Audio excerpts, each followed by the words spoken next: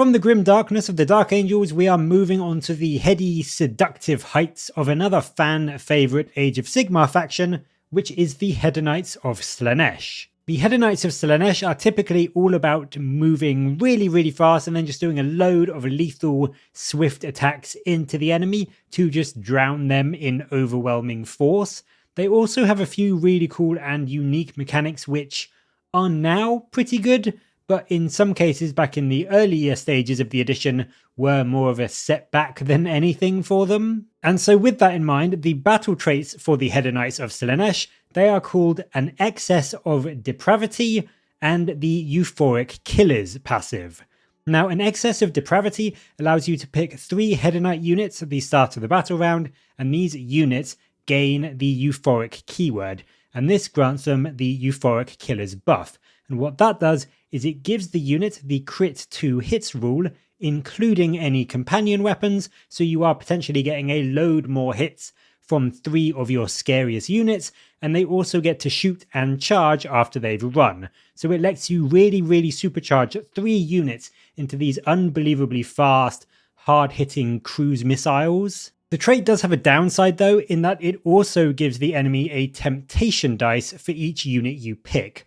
So if you put this buff on the full 3 units, the enemy will get 3 temptation dice, and they can use those dice to replace a wound, save, ward or run roll in their army with a 6. Essentially meaning that for every unit of yours you pick, your opponent will get 1 guaranteed 6 on one of those rolls for the upcoming battle round, which can be rather detrimental to how effective you can be if they can just guarantee a 6 to save a hero against some of your attacks. They can also use 2 of the dice if they want to replace a charge roll, so they could get a guaranteed 12-inch charge off if you pick at least 2 units to give the euphoric buff to, so it can be a really significant buff for your opponent as well as you. Now it's not all bad though, because there is a drawback for the enemy doing this. If they use a temptation dice, they do have to roll a dice first, and on a 1 to 2, the 6 is replaced by that value, and they also take D3 damage on the unit they were rolling for, so it really can backfire on them,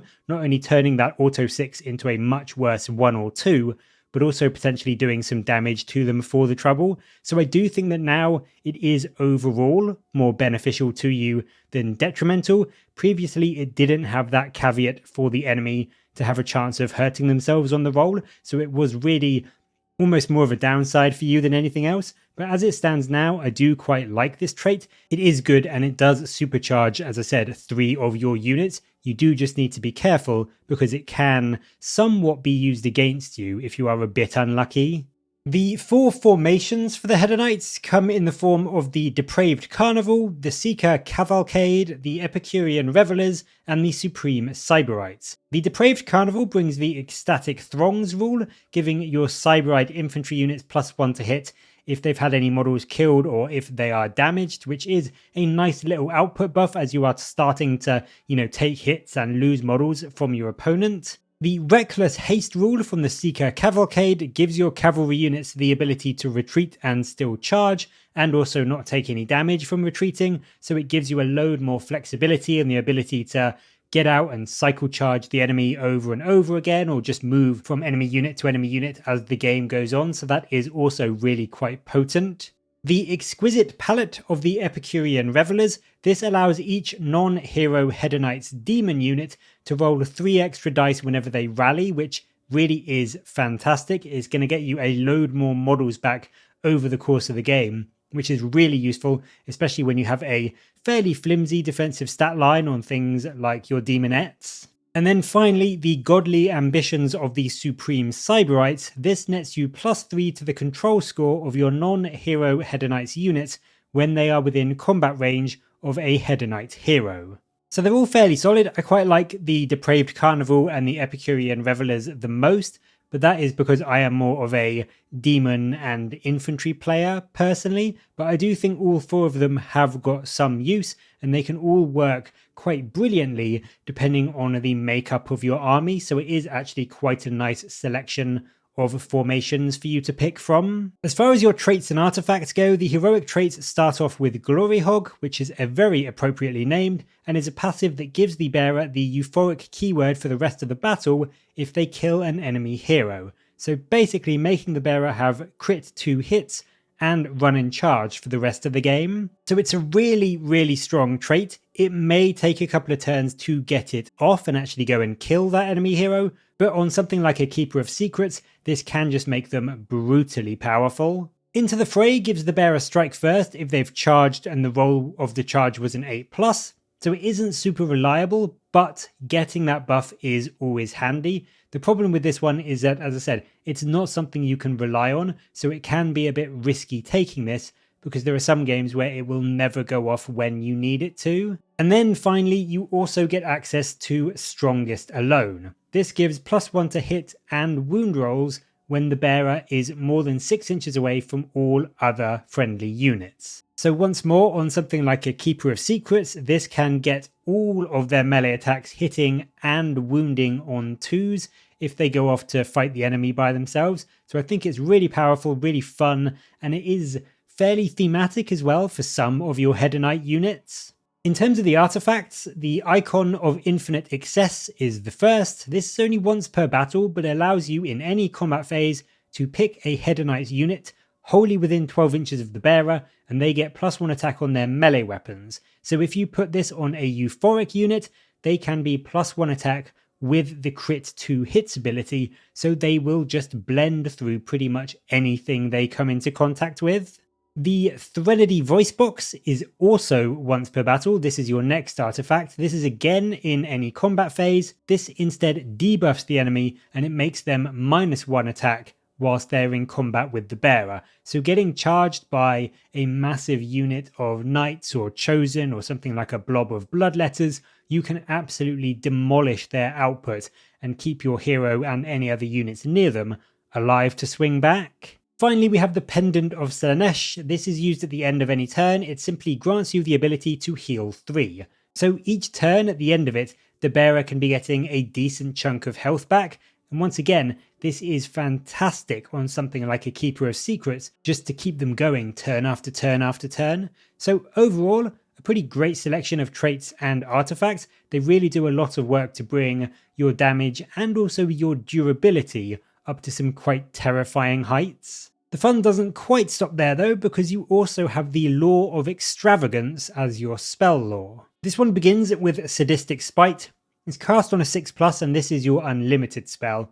It lets your wizard pick a euphoric unit that is visible to them. There's no range on this, which is really nice, and they swap the crit 2 hits rule for the crit mortal rule. So if you really need to get some mortal damage onto an enemy, or they've got some really good armor saves, this can be much more beneficial than just extra hits, and this can really help your units melt through things like Stormcast or Chaos units that tend to rely on their fairly decent 3-up saves to keep them alive. Overwhelming Acquiescence is cast on a 7. This one allows you to pick an enemy unit within 18 inches of the caster, and if it goes off, your army gets +1 to wound rolls into that target until the next turn. So getting you an army-wide buff where your huge volume of attacks are going to be so much better at wounding now. And this can be really impactful on things like your Daemonettes and other weaker weight of dice style units that generally don't wound all that well. Finally, you get Phantasmagoria. This is also pretty cheap, being cast on a 5+. This one allows you to pick a enemy unit within 12 inches of the wizard,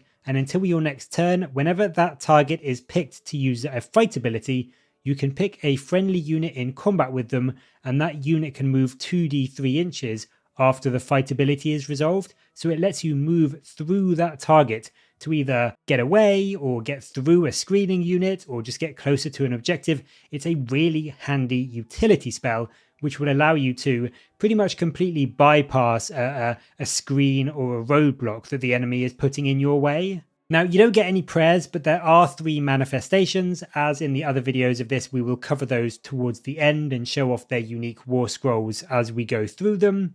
But for now, we will move on to the main units from the faction pack. And starting off, we've got the greatest of Slaanesh's servants, the terrifying Shalaxi Helbane. Now Shalaxi is a whopping 490 points, which is of course a huge investment, but comes with a fairly enviable stat line: 16 health, a 14-inch move, a 4-up save, and 5 control. They are also a 2-cast wizard, and they have a 5-up ward save, and of course Shalaxi is a monster. And I don't just mean keyword-wise, because in melee, Shalaxi has 6 attacks with Soul Piercer, which drops to 4 when damaged, and then 2 from the Impaling Claws. Soul Piercer gets you 6 attacks that hit on 2s, wound on 3s with 2 rend and 3 damage, and +1 rend against heroes, whilst the Claws are a further 2 attacks that hit on 3s, wound on 3s with 2 rend and 4 damage. So Shalaxi really is brutal in combat. She's easily able to kill off about 4 or 5 Chaos Warriors in one go, more of course if you put on the Euphoric buff onto them, so it's really impressive output. Shalaxi does also get -1 to be hit thanks to Supernatural Grace, which is amazing for keeping them alive that much longer, and a genuinely brilliant rampage with Paramount Hunter. And what this does is if an enemy hero charges within 9 inches of Shalaxi, they can make a 2d6-inch move. They do have to end up half an inch away from the hero, but they then count as having charged. So you can essentially countercharge with Shalaxi in this ability, and it does make for a very scary threat if your opponent is trying to get a unit into combat when Shalaxi is nearby. On top of that, there's also a rather brilliant spell in Refined Senses, which gives Shalaxi on a 4+, +1 to wound rolls against enemy heroes, and also +1 to save rolls against enemy hero attacks, so boosting your own output further, and also dropping you down to a 3-up save, which again is just incredible when backed up by your 5-up ward and the -1 to be hit. Shalaxi's final ability is Excess of Violence. This is only once per game, but it lets you give a non-hero Hedonites unit wholly within 12 inches the ability to fight twice in a turn. Now, they do get Strike Last after the first fight, but it does mean you can much more reliably finish off a unit, and if you, for example, put this on a Euphoric unit, that can be so many attacks with the crit 2 hits rule going into an enemy, and it will pretty much just kill off anything that needs to die. So for 490 points, you would expect a lot because that is pricey, but Shalaxi gets you some amazing movement, easy access from the army rule to run and charge, some devastatingly good combat, and some good spell casting. So Shalaxi can just decimate almost anything, get you some good spells around the board, and be reasonably durable all at the same time. The regular Keeper of Secrets is a cheaper option, running you just 420 points, so a good 70 points less. It still has the same 16 health and 4-up save, but it's only got a 12-inch move now, although to be fair that is still pretty great. The damage profile is similar too, 6 attacks from the Elegant Great Blade that hit on 2s, wound on 3s with 2 rend and 2 damage, and then 2 Impaling Claw attacks that are the same as Shalaxi's, so it is a good bit less damage overall, but for 70 points cheaper, that isn't really too surprising. You do still get the same 2-cast wizard with a 5-up ward and the same -1 to be hit thanks to Supernatural Grace. The rampage for the Keeper is Dark Temptations, however, and this allows you in any combat phase to pick an enemy unit you are in combat with, and then you buff it by giving it either +1 to hit, +1 to their save, or healing it D3. But then you get to add 1 damage to your Elegant Great Blade. So this can feel a bit bad because you are buffing your opponent, but there are some situations where the buff you give them won't actually be any benefit, like for example if a unit is hitting on 2s and you give them +1 to hit, it may not make a difference at all, and if you are going into a unit that's maybe got one wound model dead, healing them D3 actually won't do anything either. And it is going to make a big difference when your Great Blade is now doing a flat 3 damage into them. So I don't think it's the best rampage, but I do think equally there can be times when it is a fairly solid buff for you and of no benefit at all to your opponent. On top of that, the Keeper also gets the Locus of Slaanesh as another nice ability. This one allows you to pick a demon unit that started the battle with 3 or more models and has been destroyed, and on a 4+ in your hero phase, a replacement unit gets set up wholly within 12 inches of the Keeper and 9 inches from enemies. so it's a brilliant bit of a unit regen for you, and it does make the Keeper potentially very cost effective if you do manage to get this off a few times across the battle for a few of your units. The final Warscroll ability is the spell Cacophonic Choir. This is cast on a 6+, and it lets you pick up to 3 enemy units within 6 inches, and you roll a dice for each of them, and if the roll is higher than the enemy control characteristic, they take d3 mortal damage. So it's a fairly reliable way to just do a good few mortals to enemies that may be trying to keep hold of an objective, or just do some extra chip damage to a unit that you are about to charge into. So it's not a bad little spell at all, and being a hero but not a unique hero, the Keeper also gets access to those brilliant artifacts and traits, so it is still a very, very strong pick. It's maybe not quite as killy as Shalaxi, but it's definitely a lot more customizable, and I would say arguably better as a force multiplier thanks to the unit regen from Locus of Slaanesh. Synessa is the voice of Slaanesh. She is a smaller demon, although still a monster. Synessa is 230 points, which is a whopping 50 points dropped from her old price, and she does have a mediocre stat line of 10 health and a 5-up save, although she does still have that good 12-inch move and a 5-up ward.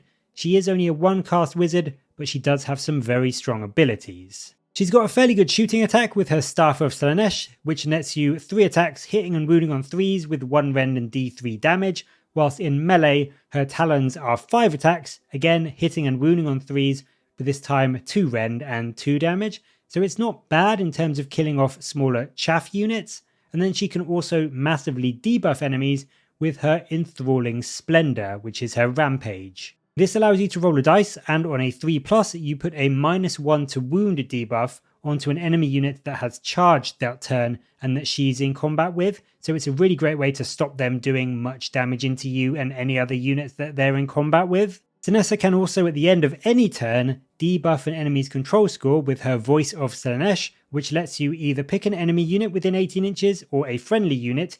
If you pick an enemy unit, they get -5 to their control score. If you pick a friendly unit, they get +5 to theirs. So it's a great way to get control of an objective, either by massively improving your own score or just massively decreasing the enemy's. The spell is Whispers of Doubt. This is cast on a 7, and with this you pick an enemy hero within 18 inches and you get +1 to hit and wound rolls against that enemy for the rest of the turn. This is for everything, so any of your units that charge in will get that buff, so it can be a very impressive tool to throw into a key important enemy hero. And then Synessa's final ability is the Progeny of Slaanesh. This bumps her to a 2-cast wizard, increasing her power level by 1 as long as Dexcessa is on the battlefield, and Dexcessa is the Talon of Slaanesh. At a cheaper 200 points, Dexcessa is a bit more melee focused. You get the same 10 health, 5-up save, 12-inch move stat line, but Dexcessa isn't a wizard. Instead, you get 7 attacks with the Impaling Talons, which is a hefty bump over Synessa's, and on top of that, Dexcessa can also heal D3 at the end of any turn thanks to Joyous Battle Fury. Additionally, if you killed any models with this unit in the turn that you get that heal, you also get to put a Battle Fury token next to them, and you get +1 attacks on your Talons for each Battle Fury token you have until the end of the next turn. So you can get even more output from Dexcessa and really put quite a lot of hurt into enemy units that she goes into. Another ability she gets is the Fleeting Dance of Death. This brings the ability to retreat and still charge, which is good, just making you a bit more mobile and tricky to pin down. And then the Scion of Slaanesh grants Dexcessa -1 to be hit as long as Synessa is on the table. The final ability for Dexcessa is the Rampage, Redolence of Violence, which you can do if you've charged with her, and you get to pick D3 non-hero Hedonites demon units within 12 inches of Dexcessa, and they get +1 attacks on their melee weapons. So essentially, Dexcessa is super melee oriented, Synessa is the caster, and they both work really well to buff the other. You are probably bringing both if you're going to bring one of them, so you can essentially think of this as a 20 wound, 12-inch move unit that will cost you 430 points, which for their output and spellcasting and utility really isn't all that bad. Next up we have another paired unit, although this one is on a single base. This is Syll'Esske, which is your demonic combo of a Herald and a Demon Prince. They set you back 220 points, but they do have a fairly solid 9 health, 4 up save, and an 8-inch move. They've got a 6 up ward, and they are a 1 cast wizard. In melee, they've got a fairly scary output. They've got 4 attacks from the Axe of Dominion, which hits and wounds on 3s with 2 rend and a decent 3 damage, whilst the Scourging Whip is 6 attacks. They hit on 2s, but they do only wound on 4s, and they are 1 rend and 2 damage. So this unit is fairly good at going into anything really, a good number and a good bit of damage on their combination of swings. Deadly Symbiosis is one of their rules. This lets you in any combat phase pick a non-hero Cyberite unit and a non-hero Hedonites Demon unit, both of which have to be wholly within 12 inches of Syll'Esske. And for the rest of the turn, if either of those units uses the all-out attack or all-out defense ability, or command should I say, the other one can also do so for free. So essentially getting you 2 uses out of those commands, which is a brilliant way to keep some command points free for other things, and is just a really handy little command point related buff to bring to your army. The Vengeful Alliance is a passive that just reflects some mortal damage back onto the enemy. If you make a 6 on your save roll, you do a mortal damage back onto the enemy unit after the fight ability has been resolved. So it's not super flashy, but if you are up against a load of volume attacks into Syll'Esske, this is a decent way to punish an enemy unit that's trying to kill you with that kind of approach. Finally, Subvert is their spell. This is cast on a 7 and it lets you pick an enemy unit within 12 inches and they just can't use commands that turn. So this is a great unit to get a boost to your own command point usage as well as impede the opponent. And I think overall, they're pretty good for 220 points. They're decently mobile. They've got a good set of attacks. They've got some mediocre but okay casting, and they do have some fairly good utility for keeping those precious command points going for you as long as possible. Next up we have the Contorted Epitome. This merry bunch are 7 health with a 9-inch move, a 5 up save and a 4 up ward, which is fairly good. They're also a 1 cast wizard and they will be setting you back 180 points. They've got a bunch of mediocre attacks in melee, 7 attacks that hit on 3s, wound on 4s with 1 rend and 2 damage. It's not bad, but it's not exactly amazing for the cost. And they also have a very nice reaction in Horrible Fascination. This is done after an opponent declares a retreat command whilst in combat with your unit, and you get to do D3 mortal damage to them as they're falling back. So even falling back to get away from you, they can take a bit of damage for the trouble. The Epitome can also swallow energy, which is a passive giving you +1 to your power level if you make a successful ward save with them, so potentially just also getting you that little bit of extra casting after you've made some saves. Now I'd say overall, it's not the most exciting Warscroll. They're not awful, but they're not exactly terrifying. They don't have their own spell or anything, so it's just whether you want a unit that is going to be fairly good at locking down the enemy, and then maybe adding a bit more potential casting to your lists. One of the coolest models ever is the Infernal Enrapturess. She is a Herald and she is a flat 100 points, and that nets you a 5 health, 5 up save, 6 up ward with a 6-inch move model, which is, to be honest, only okay for the Hedonites.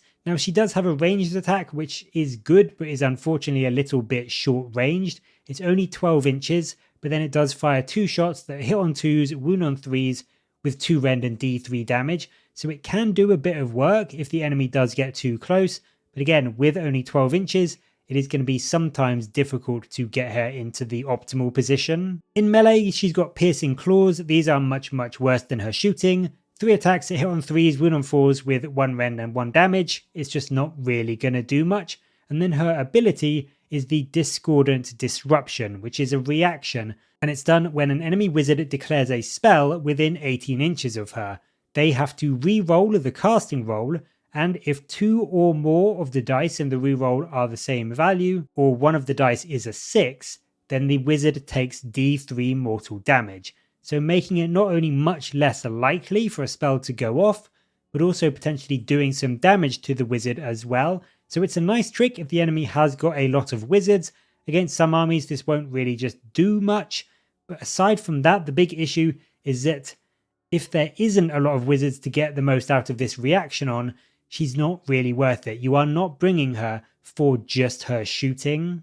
The slightly older but equally cool Herald of the Masque of Slaanesh is next. She is a bit pricier at 140 points, but this gets you a slightly boosted stat line, still 5 health and a 5-up save, but an 8-inch move and a mighty 4-up ward, which is very strong for keeping her alive. Her claws are also pretty decent. They have got 6 attacks that hit on 3s, wound on 4s with 1 rend and 2 damage. I feel like personally she could probably do with 2 rend, but I mean it is what it is. She can do some really cool sneaky movement tricks. In the deployment phase, she can use her Endless Dance and be picked up and set back down again 3 inches from any unit. So she can be deployed back down 3.1 inches away from enemies. So this could get you an almost guaranteed turn 1 charge. I mean, alternatively, it could get your opponent an easy turn 1 charge into her and just wipe her off the board. But that is just the luck of the dice for you, I suppose. Her other ability is in the hero phase. Her Staff of Masks lets you add either 3 to her attacks or heal her by 3. Now, a heal 3 is massive on a 5 health character, but equally, it's not too difficult to get through all of those 5 wounds in one go and just kill her off. But it is just a nice rule to have to get her topped off again if she's taken some chip damage, or alternatively, you can just get yourself to that really scary 9 attacks, which is going to do a huge number on quite a lot of enemies. Moving on to a much faster and more elaborate unit now, the Seeker Chariot is 90 points and is up next. This has got a 12-inch move and 6 health, a decent 4-up save and a 6-up ward.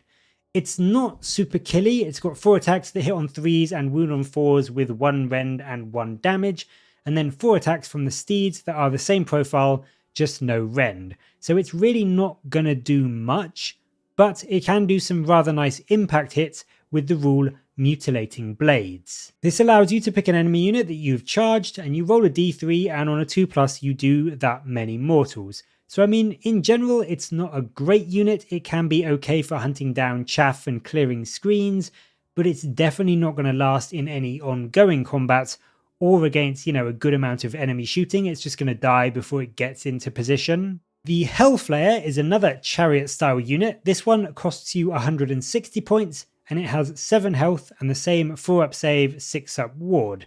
It's only got a 10-inch move, but it is a good bit scarier in melee. It's got 6 attacks from the whips and claws like the Seeker Chariot, and then the same 4 attacks from the steeds, but this also has 4 Axle Blade attacks, and these hit on 4s, wound on 2s with 2 rend and d3 damage, and they also get +1 rend against infantry. So this unit really can blend through those foot units very well. On top of that, it can also do mortals. Soul Scent lets you pick 3 units that this unit has passed over in the movement phase, and you roll a d3 for each, doing mortals on a 2+.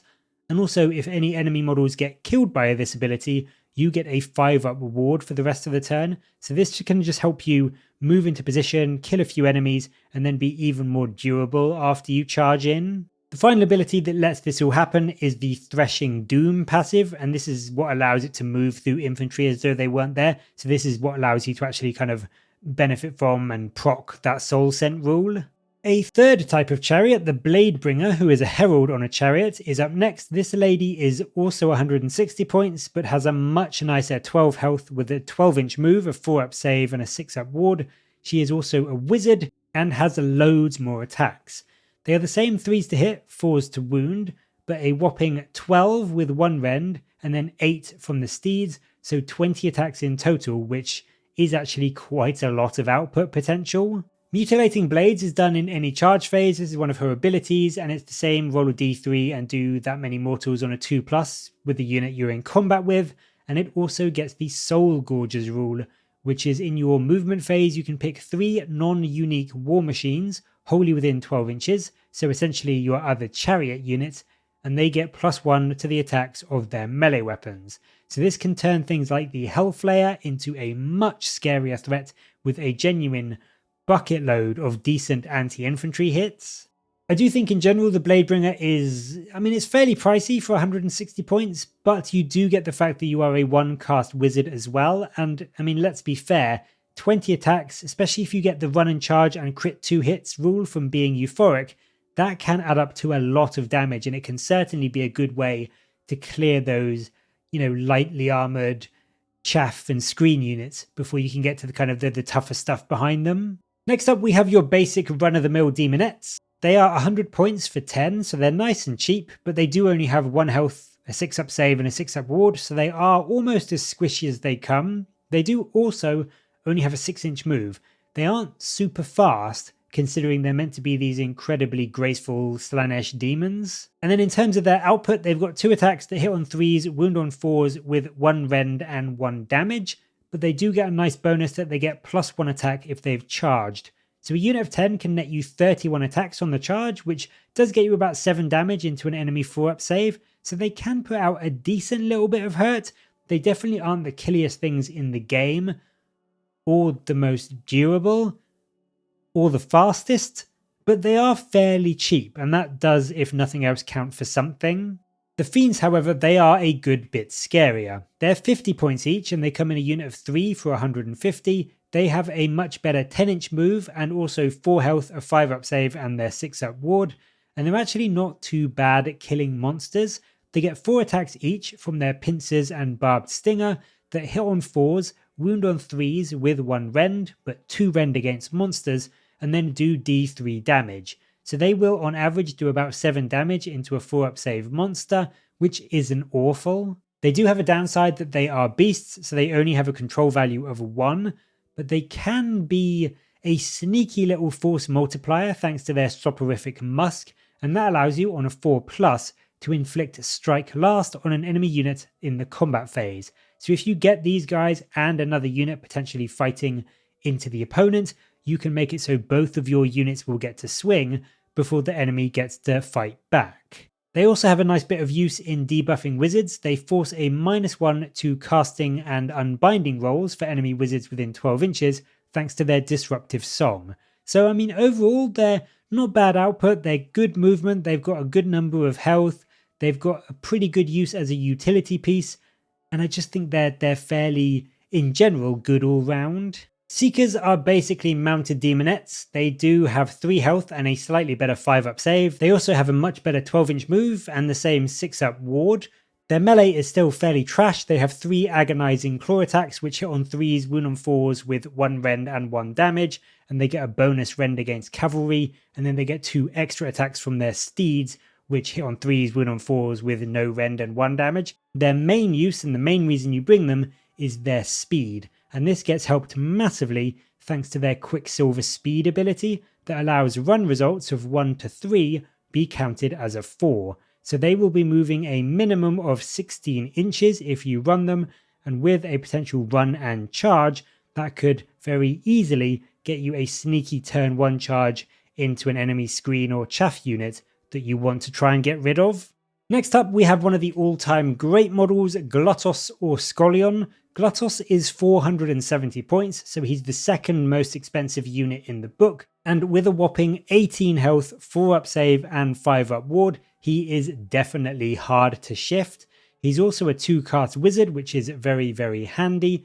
He's got a token shooting attack that actually isn't all that token. It will often do nothing, but it will sometimes do a lot. It's only 1 shot, but it hits and wounds on 2s, no rend, but then 6 damage. So it's got about a 33% chance of getting through a 4-up save, and then it will just flat out kill 6 1-wound infantry, so it can definitely be worth a go. In melee, his Great Blade and Claws get you 8 attacks that hit and wound on 3s with 1 rend and a fairly good 3 damage, and then 4 more from the Scourge and Daggers, which are 3s to hit, 4s to wound, no rend and 1 damage. So overall, it's pretty good. The 3 damage attacks are great, even if the 1 rend is a bit mediocre.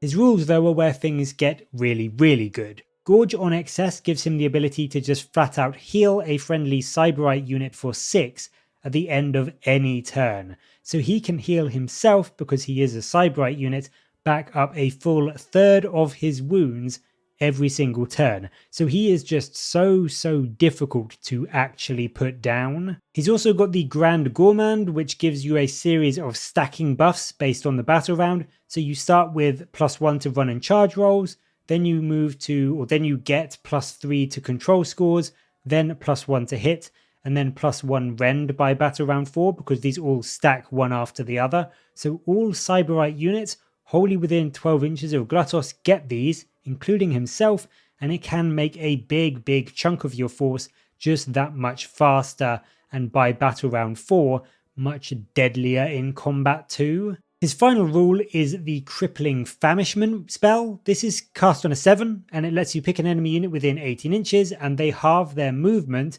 and also their run and charge rolls, basically making even cavalry just as slow as treacle, and giving them a much more difficult time in getting into position or onto an objective, or just getting that critical charge off. So I mean, yes, he is pricey, but he can bring some amazing buffs. He is incredibly durable, he's a 2-cast wizard, which is great, and his melee output, especially by battle round 3 and 4, is actually really quite scary. Now, I really love the Lord of Hubris, who is up next. 140 points for a 5 health, 5 up save hero with a 5 up ward and a 6-inch move.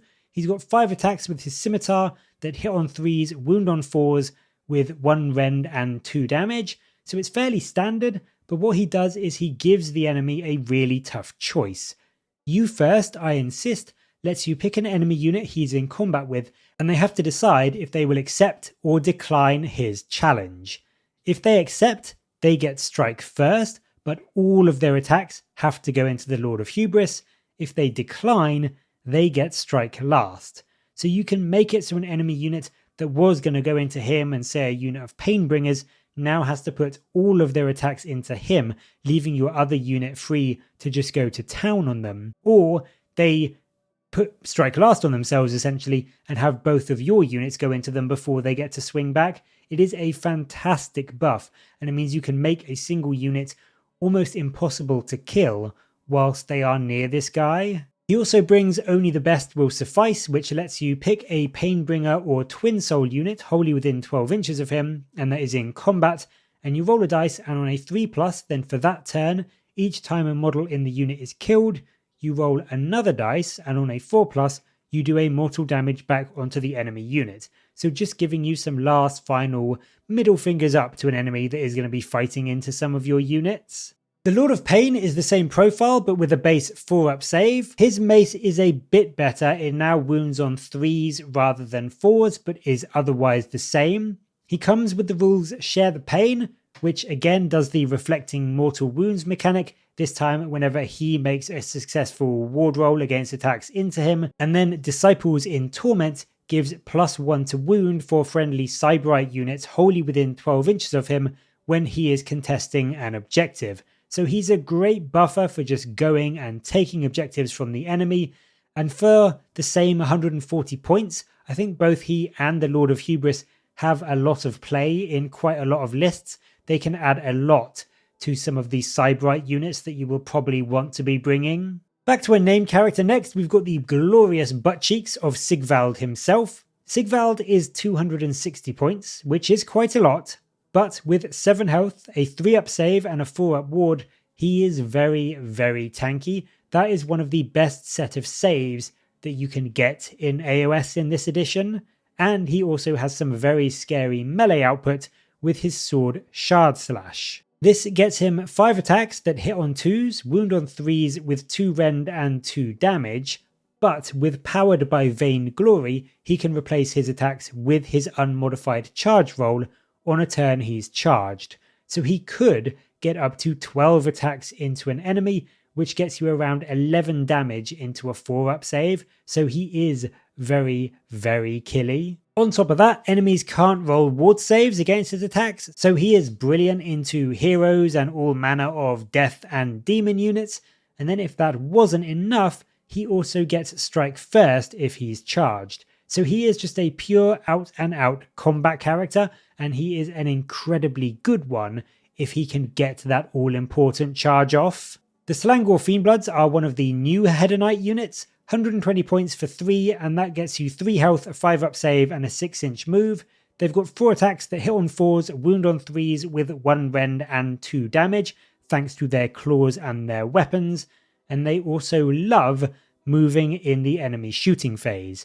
If any damage is allocated to them in that phase, they can use a normal move, so potentially getting you that much closer to an enemy to try and lock them down, or to just set up an easier charge for yourself next turn. Now, they're not amazing by any stretch, but that bonus movement can absolutely help you in a clutch situation where you just need to get into the enemy as soon as possible. If you are not a fan of the demons and you want a mortal caster, then the Cyberite hero, the Shardspeaker of Slaanesh, might be an option. This is a 1-cast wizard with 5 health and a 5-up save and a 6-up ward, so relatively squishy, but at 130 points you can do some nice debuff tricks with the Twisted Mirror. This allows you to reduce enemy target's save by 1 if you roll a 4+ in the shooting phase. It is quite short range, only being 8 inches, but if you are about to charge into, say, a unit with a 3-up save, that can make a big difference to their durability. He also gets the Mist Lurker's buff if he casts a spell, and that then grants him some extra attacks with the Shadow Cloaked Claws, which are 4 extra attacks that hit on 4s, wound on 3s with 1 rend and D3 damage, and that is on top of his 3 Haze Staff attacks that hit on 3s and wound on 4s. So he isn't super killy, but he can actually do a decent amount in melee for a wizard when he does get a spell off. The main infantry of the Cyberites starts with the Myrmidesh Painbringers. These are 120 points for 5, and they get you a fairly tanky 2 health, 3-up save profile that have 3 attacks that hit on 3s, wound on 3s with 1 rend and 1 damage. They are also super good at objective play, getting +1 rend when they are contesting an objective that you don't control. So that can be getting you 15 2-rend attacks that really will help you push an enemy unit off an objective. And what makes these guys even better is that they really do look amazing. They are some stunning models. The Blissbarb Archers, they used to be the boogeymen of, I think, back in 3rd edition. They are now much less impressive. 150 points for 10, so they are only 15 points each, but they've only got 1 health and a 6-up save, so they are actually even less durable than Daemonettes. They have 2 shots at 18 inches that hit on 3s, wound on 4s with 1 rend and 1 damage, and their rule is Bliss Brew Homunculus. This is a token for each 10 models in the unit, and it gives you -1 to be hit from enemy shooting attacks whilst the homunculus is alive, so to speak. But if you make an unmodified saving throw of a 1, the homunculus is slain and you lose the buff. So it's not even the most amazing buff, but the fact that you can use it just makes it even worse. They're kind of mediocre overall. Like, the shooting isn't amazing, it's not bad. It kills about 4 up save, 1 health infantry in a turn, so it can do some work, but they're just not super killy. They're awful in combat, and their rule is not amazing either. Back to another good Cyberite unit though. The next melee unit is the Symbaresh Twin Souls. These are 130 points for 5, and they've got a good 2 health, 4 up save profile with a 6-inch move, and their merciless weapons are more anti-horde than the Painbringers. They get you 4 attacks that hit on 3s, wound on 4s with 1 rend and 1 damage, but then they also impose -1 attack on enemy units with ego-driven excess as long as they haven't charged, and then Fiendish Reflexes also gives them a 5-up ward save if they haven't charged. So this is your anvil unit. You just keep them still, and it's going to be incredibly difficult for the enemy to get through their 4-up save and 5-up ward, especially when they've got 1 less attack per model going into them. Next up we have the Cyberite Cavalry, and we start with the Hellstriders. These come in a unit of 5 for 150 points, and they have a decent 12-inch move to go with their 3 health and 5-up save. They can be fairly good disruption units, 3 attacks that hit on 3s, wound on 4s, with no rend, admittedly, and 1 damage, but that does get bumped to +1 rend against infantry, and also +1 damage on the charge. On top of that, they get the 2 attacks from their steeds, which is their poison tongues, which isn't exactly terrifying, but it's an okay cavalry profile overall. They have the maiming charge rule, which reduces the control score for enemy infantry by 3 after this unit has charged. So they are really good at just going into an enemy and making it that much easier for you to flip the objective from them. The Slick Blade Seekers are an absolutely stunning unit for the Hedonites. They've got a slightly better 4 health, although still the same 5-up save. These are more of a melee focused cavalry unit. They're pricier at 190 points for 5 of them, but they do get some really good output with 3 attacks each from their glaives, which hit on 3s, wound on 4s with 1 rend and 2 damage on the charge, whilst their exalted steeds, they have the same 3s to hit, 4s to wound, no rend and 1 damage, but with 3 attacks rather than the usual 2. They also get some much needed reliability with unrivaled velocity, giving them re-roll charges, so potentially getting you a running and charging unit, re-rolling the charge roll, and with their 12-inch move, that does give them a very, very impressive threat range. Finally, we get to the ranged variant of the Seekers. This is the Bliss Barb Seekers. Again, like the Slick Blades, 4 health and a 5-up save.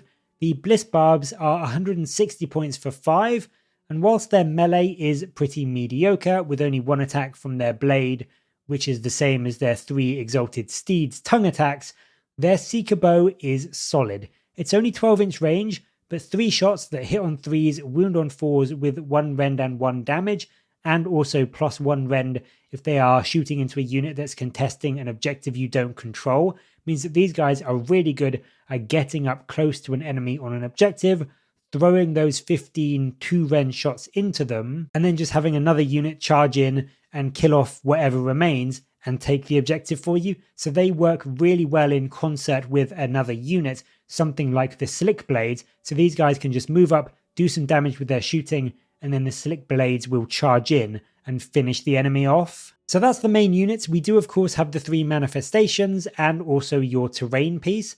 The Dreadful Visage has an 8-inch move and 6 health with a 6-up save and a 6-up ward.